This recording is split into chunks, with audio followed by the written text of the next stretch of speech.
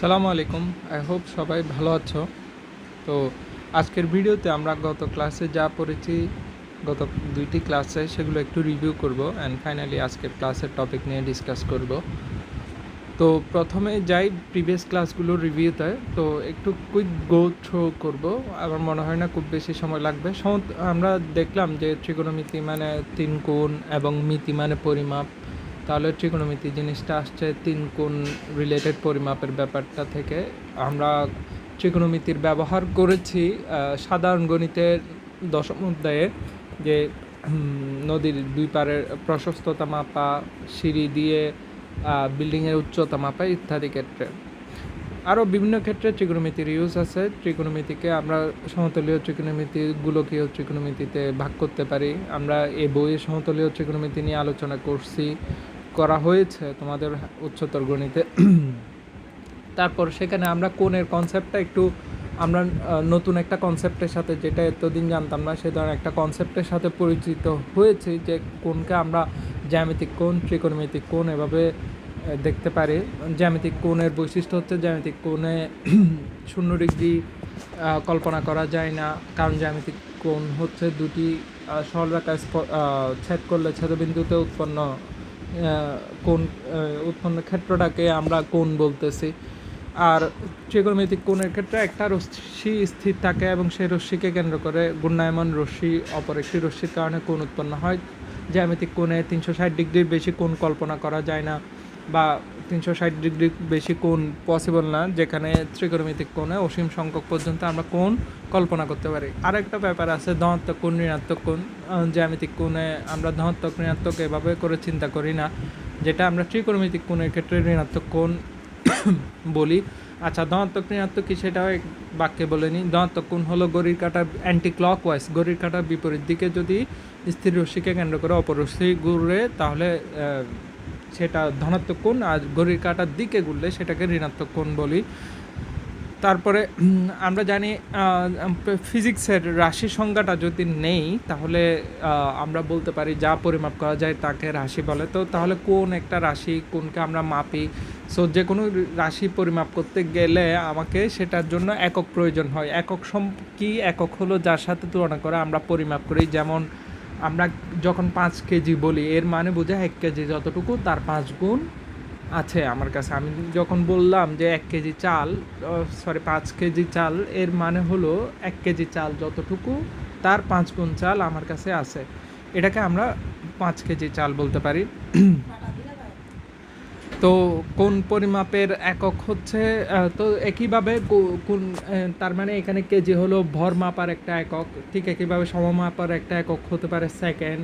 আচ্ছা, বড় একক ছোট একক থাকতে পারে, যেমন কেজি হলো বড় একক, এর ছোট একক হলো হেক্টোগ্রাম, মিলিগ্রাম, ডেসিগ্রাম, গ্রাম, ডেকাগ্রাম, ডেসিগ্রাম। এই যে এগুলো সবগুলো বড় ছোট একক, ঠিক আছে। বাট যদি টাইপস অফ ইউনিট বলি ভর মাপা, তাহলে একটা হচ্ছে পাউন্ড হইতে পারে, যেটা আমরা ব্রিটিশ ক্যালকুলেশনে আমরা পাউন্ড দিয়ে হিসাব করি, আর যেটা আন্তর্জাতিক পদ্ধতিতে আমরা কেজি এককে হিসাব করি। ঠিক একইভাবে কোন একটা রাশি কোন মাপার জন্য একক দরকার। তো দুই পদ্ধতিতে আমরা কোণের একক, যেভাবে আন্তর্জাতিক পদ্ধতি এবং ব্রিটিশ পদ্ধতি আছে, ঠিক একইভাবে কোণ পরিমাপের জন্য দুই প্রকারের পদ্ধতি আছে। একটা হচ্ছে ষাটমূলক পদ্ধতি, আর একটা হলো বৃত্তীয় পদ্ধতি। ষাটমূলক পদ্ধতিতে সমকোণকে কোণ পরিমাপের একক ধরা হয়। সমকোণ মানে 90 ডিগ্রি। 90 ডিগ্রি এর 60/1 ভাগকে আমরা 1 মিনিট বলি, 1 মিনিটে 60/1 ভাগকে 1 সেকেন্ড বলি। তো এগুলো হলো ছোটো একক। তো এই হিসাবটা কীভাবে আসছে, এটার একটা ইন্টারেস্টিং ভিডিও দেখেছি কিছুদিন আগে। ভিডিওটা আমার কাছে আছে, তোমরা যদি ইন্টারেস্ট ফিল করো গ্রুপে বলতে পারো, আমি ভিডিওটা তোমাদেরকে পাঠিয়ে দিব। এইখানে ওই ভিডিওতে বলেছে কীভাবে সূর্যকে কেন্দ্র করে পৃথিবী যে ঘুরছে, এটাকে কেন্দ্র করে এই তোমার এই এককটা, অর্থাৎ ষাটমূলক পদ্ধতিতে কোণ পরিমাপের যে একক সেটা আবিষ্কার হয়েছে। এরপর বৃত্তীয় পদ্ধতিতে কোণ পরিমাপের একককে রেডিয়ান বলে। রেডিয়ান হলো বৃত্তের ব্যাসার্ধের সমান চাপ কেন্দ্রে যে কোণ উৎপন্ন করে সেটাকে রেডিয়ান বলা হয়। বৃত্তের ব্যাসার্ধের সমান চাপ, এখানে আমরা চিত্রের মধ্যে দেখতেছি ও কেন্দ্র বিশিষ্ট একটা ও পি কিউ বৃত্ত, সেখানে পি কিউ হচ্ছে একটা চাপ, পি কিউ চাপ ও কেন্দ্রের মধ্যে যে কোণ উৎপন্ন করছে সেটা হলো পি ও কিউ অথবা কিউ ও পি। এখন পি কিউ এর দৈর্ঘ্য হচ্ছে ও পি এর দৈর্ঘ্যের সমান, এটাই হলো 1 রেডিয়ান, অর্থাৎ বৃত্তের ব্যাসার্ধের সমান চাপ কেন্দ্রের যে কোণ উৎপন্ন করে তাকে 1 রেডিয়ান বলে। তো তাহলে এই রেডিয়ান এককে তো তাহলে 2 রেডিয়ান মানে এটার দ্বিগুণ, ব্যাসার্ধের সমান চাপ দুইটা চাপ কেন্দ্রের যে কোণ উৎপন্ন করে। পাই কি বৃত্তের পাই, তো এই যে রেডিয়ান এককের মধ্যে একটা অন্যতম বিষয় সম্পর্কে জানতে হয়, সেটা হলো পাই। পাই কি? পাই হলো বৃত্তের পরিধিকে তার ব্যাস দিয়ে ভাগ দিলে যে সংখ্যাটা পাই সেটাকে পাই বলে। বৃত্তীয় পরিমাপ কি? বৃত্তীয় পরিমাপ হলো ওই যে রেডিয়ান একক ধরে যে বৃত্তের কোণ পরিমাপ করা হয়, সরি বৃত্তের বলতেছি কোণ পরিমাপ করা হয় সেটাকে বৃত্তীয় পরিমাপ বলা হয়। তো এভাবে করে আমরা কাজটা করেছি।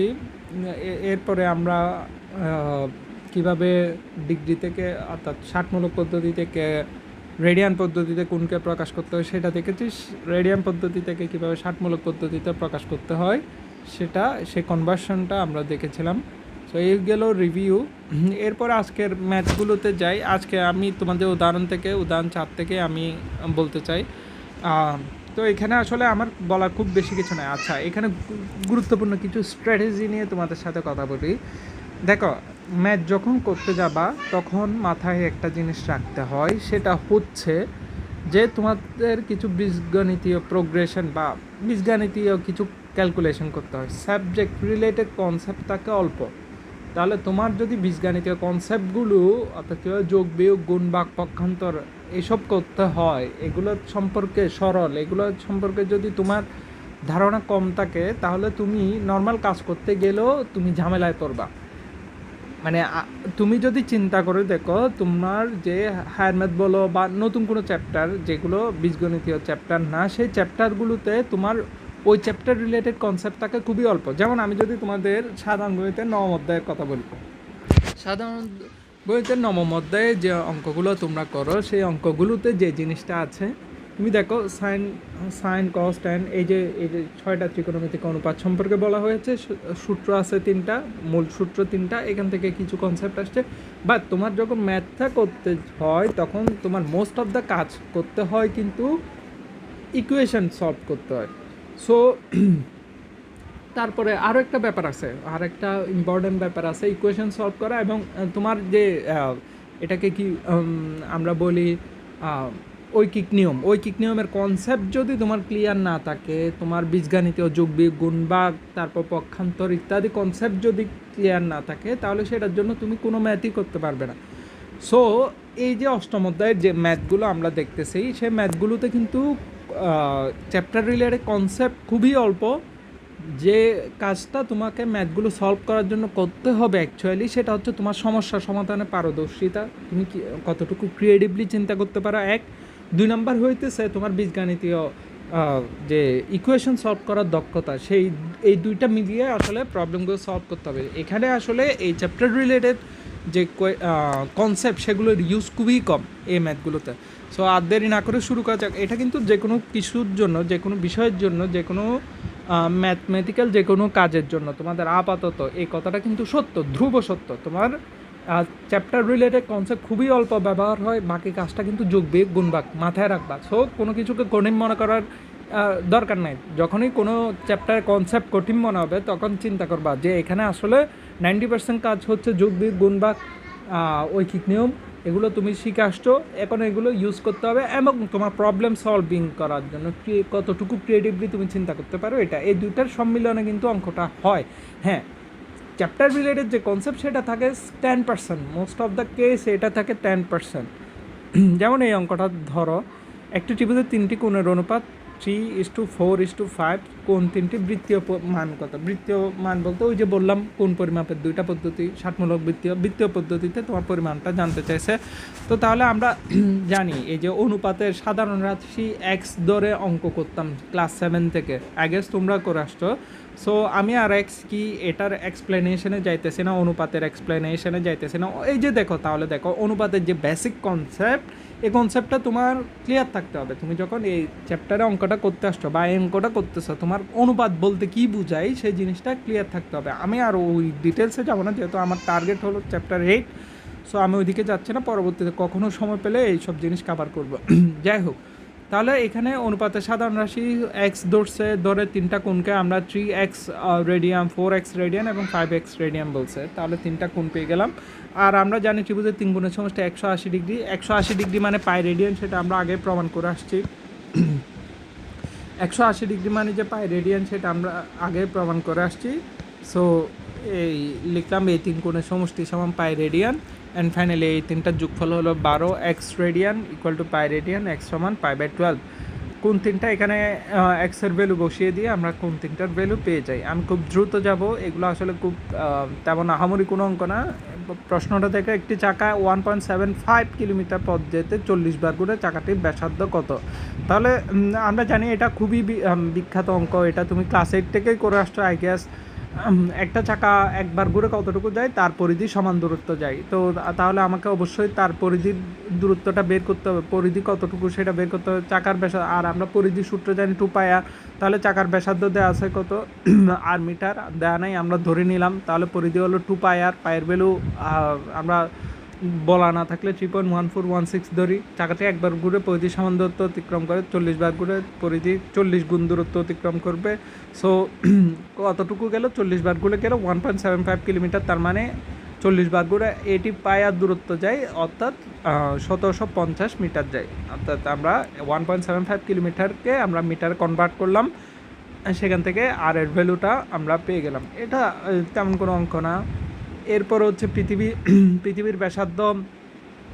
6 নম্বর উদাহরণটা যদি দেখি, পৃথিবীর ব্যাসার্ধ 6640 কিলোমিটার। ঢাকা ও জামালপুর পৃথিবীর কেন্দ্রে 2 ডিগ্রি কোণ উৎপন্ন করলে ঢাকা ও জামালপুরের দূরত্ব নির্ণয় করো। তাহলে প্রশ্নটা বুঝো, পৃথিবীর আমি চিত্রটা আঁকি। পৃথিবীর ব্যাসার্ধ, আমি পৃথিবীকে গোলাকার হিসেবে কল্পনা করি।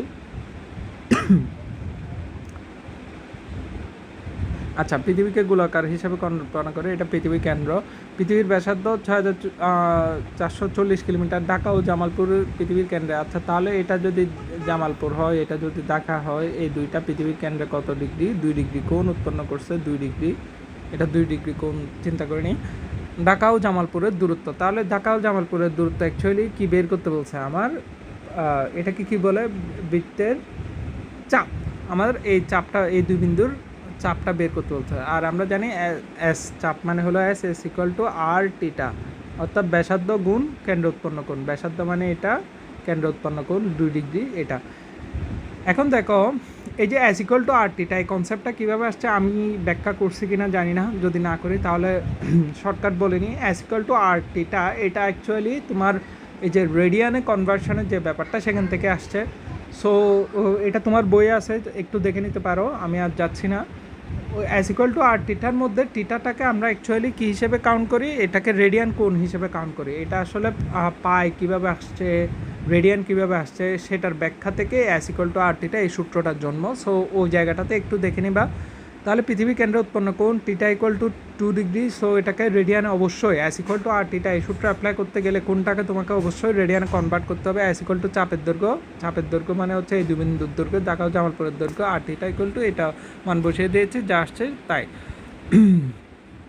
পৃথিবীর বৃত্তের ব্যাসার্ধ 7 সেন্টিমিটার, বৃত্তের 11 সেন্টিমিটার চাপের কেন্দ্রস্থ কোণের পরিমাপ নির্ণয় করো। তাহলে এখানে কেন্দ্রের পরিমাণ 11 সেন্টিমিটার, কেন্দ্রস্থ চাপের মধ্যবর্তী কোণের পরিমাণটা বের করতে বলছে। তো এখানে কি কি দেওয়া আছে, ব্যাসার্ধ আর এর ভ্যালু দেওয়া আছে, বৃত্তে 11 সেন্টিমিটার দীর্ঘের চাপ দেওয়া আছে, টিটার ভ্যালু বের করতে বলছে। So same. তো তাহলে এখানে যা করছে, এস ইকুয়াল টু আর টিটা থেকে টিটার ভ্যালু বের করতে বলছে, এটা বাদ দিয়ে টিটার ভ্যালু সরাসরি রেডিয়ান আসছে। সো খেয়াল রাখবা, এস ইকুয়াল টু আর টিটা এই সূত্রে টিটার ভ্যালু তোমার যদি দেওয়া থাকে তাহলে সেটাকে রেডিয়ানে কনভার্ট করতে হবে, আর যদি টিটাই বের করতে বলে সেটা সরাসরি মানগুলো বসিয়ে দিলে রেডিয়ানে বের হবে। সো এটাকে তুমি চাইলে ডিগ্রিতে কনভার্ট করতে পারো। কীভাবে কনভার্ট করবা সেটা তোমরা জানো অলরেডি, সো আমি আর বলছি না। এরপরে দেখো, এহসান সাইকেলে চড়ে পৃথিবীর বৃত্তাকার পথে 10 সেকেন্ডে একটি বৃত্তচাপ অতিক্রম করে। যদি চাপটি কেন্দ্রে, তাহলে চাপটা দেওয়া নাই, 10 সেকেন্ড সময় কতটুকু সেটা দেওয়া আছে। কেন্দ্রে 28 ডিগ্রি কোণ, কেন্দ্রে উৎপন্ন কোণ দেওয়া আছে, বৃত্তের ব্যাস দেওয়া আছে, তবে এহসানের গতিবেগ নির্ণয় করো। খুবই ইজি গতি ব্যাগ, ব্যাগের সূত্রকে আমরা ফিজিক্সের দ্বিতীয় অধ্যায় ব্যাগ থেকে জানি। ব্যাগ মানে হলো অতিক্রান্ত দূরত্ব ডিভাইডেড বাই সময়। তাহলে এখানে সময় দেওয়া আছে, দূরত্ব বের করতে হবে, দূরত্ব বের করার জন্য বাকি ইনফরমেশনগুলো অর্থাৎ আমার চাপটা বের করতে হবে। ধরে এসান এবিসি বৃত্তের বি বিন্দু থেকে যাত্রা শুরু করে 10 সেকেন্ড পরে পরিধির উপর এ থেকে এ বিন্দুতে আসে। এ বি চাপ দ্বারা কেন্দ্র উৎপন্ন কোণ 28 ডিগ্রি, আর ও বি ব্যাসার্ধ হচ্ছে কত 180 মিটার হয়, সেখান থেকে ব্যাসার্ধ বের করলাম 90 মিটার ব্যাস ডিভাইডেড বাই 2 দিয়ে, আর চাপ আমার বের করতে হবে। আমরা জানি S equal to R theta, তো এখানে থিটার ভ্যালু সরাসরি 28 ডিগ্রিকে আমরা এই সমীকরণের মধ্যে কোথায় রেডিয়ানে কনভার্ট করে ফেলছি বা বৃত্তীয় পরিমাপে রূপান্তর করছি। অর্থাৎ সেটা কীভাবে করে তোমরা অলরেডি জানো, ডিগ্রি গুণ পাই বাই 180 দিয়ে গুণ করে দিলে ডিগ্রিতে থাকা কোণকে অর্থাৎ 60 মূলকে থাকা কোণকে যদি আমরা পাই বাই 180 দিয়ে গুণ করে দিই তাহলে সেটা রেডিয়ানে চলে যায়। সো এরপরে ক্যালকুলেশন যোগ বিয়োগ গুণ ভাগ করে এটা পেয়ে গেলাম এসের ভ্যালু 43.98। একটা জিনিসের প্রতি তোমাদের দৃষ্টি আকর্ষণ করছি, তোমরা যে কোনো ম্যাথে যদি পায়ের ভ্যালু ইউজ করো তাহলে তোমাদের সেখানে অবশ্যই প্রায় শব্দটা ইউজ করতে হবে, কারণ পায়ের ভ্যালু তোমরা যেটা নিচ্ছ 3.1416 এটা হলো আসন্ন মান। সো সেহেতু এই ভ্যালুটা এটার কাছাকাছি আসবে, এটা আসবে বলা যায় না, সেজন্য প্রায় লিখতে হবে। ঠিক আছে, তাহলে এসান গতিবেগ ব্যাগ ইকুয়াল টু অতিক্রান্ত দূরত্ব ডিভাইডেড বাই সময়, অর্থাৎ যে চাপটা সে অতিক্রান্ত করেছে সেটা 10 সেকেন্ডে অতিক্রম করেছে। সো এখান থেকে আমরা খুব ইজিলি তার ব্যাগটা পেয়ে যাই 4.4 মিটার পার সেকেন্ড প্রায়। সো যেহেতু এটা প্রায় চাপটা ইয়া থেকে এসছে, চাপটা আসন্ন মান এসছে, সো চাপকে ভাগ দিলে সেটাও আসন্ন মান হবে। 540 কিলোমিটার দূরে একটি বিন্দুতে পাহাড় 7 ডিগ্রি কোণ উৎপন্ন করে পাহাড়টির উচ্চতা নির্ণয় করো। তাহলে প্রশ্নটা চিন্তা করো, 540 কিলোমিটার দূরে একটি বিন্দুতে একটি পাহাড় 60 ডিগ্রি কোণ উৎপন্ন করে পাহাড়টির উচ্চতা নির্ণয় করো। তাহলে চিত্রটা যদি আঁকি 540 কিলোমিটার, এই যে এখানে আঁকাই আছে, আমার আর আঁকার দরকার নেই। 540 ডিগ্রি অর্থাৎ এটা বি হলো পাহাড় থেকে 540 কিলোমিটার দূরে একটা বিন্দুতে পাহাড়টা উৎপন্ন কোণ হচ্ছে 7 মিনিট, আর পাহাড়টির উচ্চতা বের করতে বলছে, অর্থাৎ অ্যাবি এর ভ্যালু বের করতে বলছে। তো অ্যাবি এর ভ্যালু হচ্ছে চাপ। আমরা যদি পাহাড়টাকে একটা পাহাড় 540 কিলোমিটার দূরে যেহেতু বলেছে, এই 540 কিলোমিটার দূরে আমরা জিনিসটাকে এভাবে কল্পনা করে নিয়েছি যে এটা একটা পাহাড়টা 540 কিলোমিটার দূরে যে বিন্দু, সেই বিন্দুকে কেন্দ্র করে একটা চাপ, একটা বৃহৎ বৃত্তের একটা চাপ আমরা কল্পনা করে নিতে পারি। তাহলে দেখো, মনে করি এবি পাহাড়ের পাদবিন্দু এ থেকে 540 কিলোমিটার দূরে ও বিন্দুতে পাহাড়টি 7 মিনিট কোণ উৎপন্ন করে। তাহলে এ ও সমান আর, এ ও সমান হচ্ছে আর সমান 540 কিলোমিটার, কেন্দ্রে উৎপন্ন কোণ 7 মিনিটকে ডিগ্রিতে নিয়েছি, ডিগ্রিকে আবার রেডিয়ানে নিয়েছি। সো এটা কীভাবে করেছে আই গেস তুমি বুঝছো। পাহাড়ের উচ্চতা, এটা পাহাড়ের উচ্চতাটাকে আমরা চাপের সমান ধরতে পারি। পাহাড়ের উচ্চতা কে আমি চাপ এই বৃত্তের চাপ এবি চাপ হিসেবে কল্পনা করে নিতে পারি। তো তাহলে সেটা কল্পনা করে নিলে আমরা সেখান থেকে ক্যালকুলেশন করে কি পাই, s equal to R theta. আর এর ভ্যালু আমরা পেয়ে গিয়েছি 540, থিটার ভ্যালু আমরা বের করেছি। সো সেখান থেকে 1.1 কিলোমিটার আমরা পাহাড়টির উচ্চতা পেয়ে গেলাম। পাহাড়টিকে আমরা একটা বৃত্তচাপের অংশ হিসেবে কল্পনা করে এই অঙ্কটা করতে পারি। তো তাহলে তোমরা এই জিনিসটা বুঝছো, এই জিনিসটা ধরে নাও যে আমরা যদি এইভাবে অনেক দূরের একটা বিন্দুর সাথে পাহাড়ের উচ্চতা কল্পনা করতে হয়, সেক্ষেত্রে আমরা এই কনসেপ্টটা অর্থাৎ বৃত্তীয় পরিমাপের যে কনসেপ্ট, কোণ পরিমাপের বৃত্তীয় পদ্ধতি যে কনসেপ্টটা, সেই কনসেপ্টটা ব্যবহার করে আমরা এই ধরনের পাহাড়ের উচ্চতা নির্ণয় করতে পারি। সেক্ষেত্রে এই দূরত্বটা অর্থাৎ যত দূরে বিন্দুর সাথে বলছে সেটাকে কেন্দ্র করে আমি একটা বৃত্ত কল্পনা করে নিয়ে এবং পাহাড়টার উচ্চতাকে একটা চাপ কল্পনা করে নিয়ে আমি এটা বের করতে পারি। এটা অ্যাকচুয়ালি অ্যাপ্রক্সিমেট একটা ভ্যালু আসবে। এটা এখানেই লেখা আছে 1.1 কিলোমিটার প্রায়। তো তাহলে ওই যে এই সেম কনসেপ্টগুলো আমরা ইয়াতে দশম অধ্যায়েও ব্যবহার করছি, সাধারণ গণিতে, সেক্ষেত্রেও আমরা একইভাবে কাজটা করছি। সো এটা জাস্ট মাথায় রাখো যে এভাবে পাহাড়ের উচ্চতা বের করতে বললে এবং তার নির্দিষ্ট দূরত্বে একটা বিন্দুতে বিন্দু পর্যন্ত তার দূরত্ব বলে দেওয়া থাকলে ওখান থেকে আমরা পাহাড়টাকে কল্পনা করে একটা বৃত্ত কল্পনা করে নিতে পারি, এবং সেই বৃত্তের চাপ হিসেবে পাহাড়টার উচ্চতা কল্পনা করে আমরা পাহাড়টার উচ্চতা বের করতে পারি। সো এই ছিল আজকের ক্লাস। আমরা নেক্সট ক্লাসে যাব। নেক্সট ক্লাসে আমরা মোর ডিটেলসে যাব, এই যে ত্রিকোণমিতিক অনুপাতগুলো সম্পর্কে জানবো। ত্রিকোণমিতিক অনুপাত হলো সাইন টিটা, কস টিটা, ট্যান টিটা, কোসেক টিটা, সেক টিটা ইত্যাদি। সো ততক্ষণ পর্যন্ত ভালো থাকবে। আসসালামু আলাইকুম ওয়া রাহমাতুল্লাহ। আচ্ছা, বলে নেওয়া ভালো, তোমাদের বাড়ি কাজ কি? এগুলো তো বইয়ের উদাহরণ, এগুলো করবা অবশ্যই। দেখবা, আমি একটা কথা বলি, practice make a man perfect. তো তোমরা এই অধ্যায়ে তোমাদের স্কিলটা ডেভেলপ করতে চাইলে তোমাদের প্রচুর অঙ্ক করতে হবে। সো সেক্ষেত্রে তোমরা অঙ্কগুলো করবা। এখন এই অধ্যায়ে এগুলো হচ্ছে উদাহরণগুলো আমি বুঝিয়ে দিয়েছি। এই উদাহরণগুলোর মতো করে তোমাদের অনুশীলনীতে যে ম্যাথগুলো আছে সেই ম্যাথগুলো করে রাখতে হবে। অর্থাৎ তোমরা, আমার মনে হয় 1 নাম্বারটা করেছো 2 থেকে শুরু করে, এই উদাহরণগুলো তো করবে 2 থেকে শুরু করে 13 পর্যন্ত যে অঙ্কগুলো আছে সেই অঙ্কগুলো করে রাখবে। আই গেস এটা তোমাদের খুব বেশি কষ্ট হবে না। সেম কনসেপ্টে সবগুলো অঙ্ক আছে। তোমরা যদি বেসিকটা বুঝে থাকো, আমি যা বুঝিয়েছি সেগুলো যদি বুঝে থাকো, খুব ইজিলি করতে পারবা। ওকে, এই অঙ্কগুলোই থাকলো বাড়ির কাজ। Best of luck. সালাম আলাইকুম।